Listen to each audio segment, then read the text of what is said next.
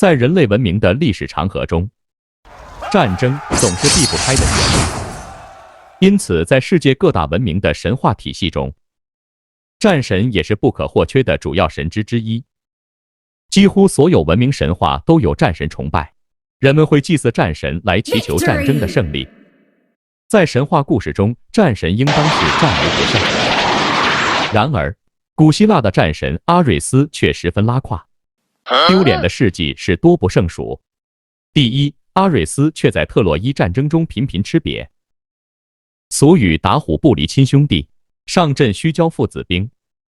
结果好弟弟阿波罗在背后挑拨离间，亲妈妈赫拉也在他忙于打仗时在背后向宙斯告状，而父亲宙斯则安排他的姐妹雅典娜狠狠教训他一顿。阿瑞斯在被雅典娜揍得鼻青脸肿后，灰溜溜地返回奥林匹斯山向宙斯投诉。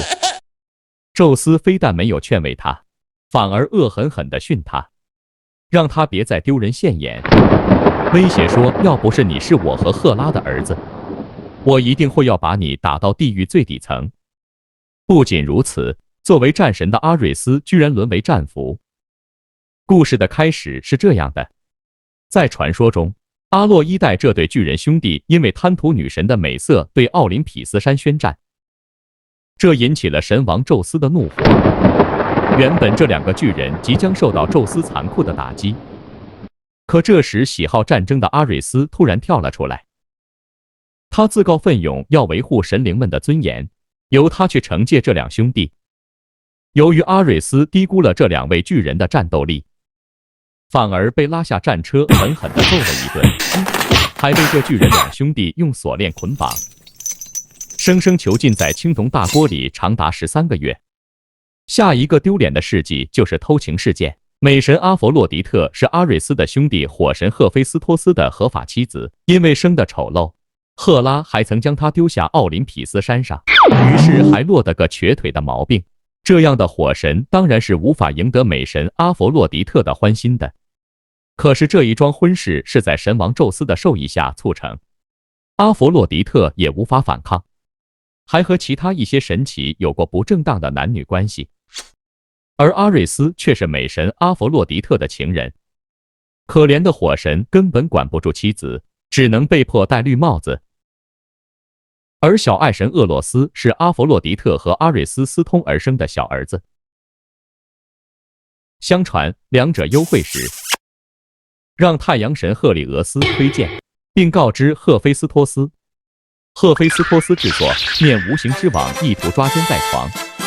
最后这张网成功将阿瑞斯和阿佛洛狄特双双捉住，让他们在诸神当众出丑。阿瑞斯在希腊故事中常被描绘成一名长着络腮胡子、全副武装准备应战的成年战士，或是无须裸体、手持盾牌与长矛的年轻男子。他在神话中这么拉胯的原因有2点。第一点是因为希腊人认为阿瑞斯代表战争狂暴血腥的一面。作为非正义、非理性的战神，希腊人对他缺乏敬意，而智慧女神雅典娜则代表了战争中谋略与将才性的一面。雅典娜则是正义的战神，是护城神、和平保护神，从不主动燃起战火。所以希腊人对阿瑞斯的态度很矛盾。一方面，他们认为阿瑞斯体现了战斗取得成功所必须的英勇和体力，但另一方面，他们又惧怕战争所带来的破坏性和屠杀。因此，他们在神话中把阿瑞斯描写为鲁莽好斗的愣头青。除了为他的勇士气概所吸引的美神阿弗洛狄特，和因战争而收获诸多鬼魂的哈迪斯外，奥林匹斯山的神全都讨厌他，乐得看他吃瘪。第二是因为阿瑞斯起源于色雷斯平原上游牧民族的战神，最初是蛮族的战神，等到这些游牧民族成为希腊的主体时，神话也不得不改变，后来才被吸纳进奥林匹斯诸神。在古罗马时代，与阿瑞斯对应的战神是罗马的马尔斯。马尔斯的节日大多在3月举行，3月 March， 拉丁语 Martius 便是从他的名字而来。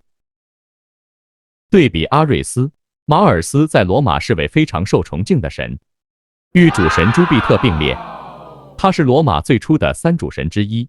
因为罗马建国之初，被认为有3个部落的人一起建国，这3个部落的神就被奉为三主神。马尔斯就是萨宾部落的代表神，并且作为罗马奠基者罗慕路斯和雷穆斯的父亲而成为罗马人的始祖。马尔斯是起源于古意大利的萨宾部落的农业神、农夫保护神。随着罗马帝国的武力扩张，很多农夫当了兵，马尔斯也升级成了战神，他在罗马地位也越来越高。可以说，马尔斯是一个复杂性的重要的神。他本身来自于农业，又不断扩张自己的属性，成了罗马的主要大神。当然，在人际关系上，马尔斯和阿瑞斯还是难兄难弟，见到智慧女神密涅瓦还是要挨打，而且挨打的次数反而变多了。还不是你的锅。值得一说的是，依然和美神维纳斯维持情人的关系。据说两人密会偷情的时期，就像等于大战后的休战，代表爱与战争后的和平的结合。这下是托我带来的好处了吧？好了，今天的视频就到这里，有什么想讨论的，欢迎留言下来。最后别忘记点赞和关注。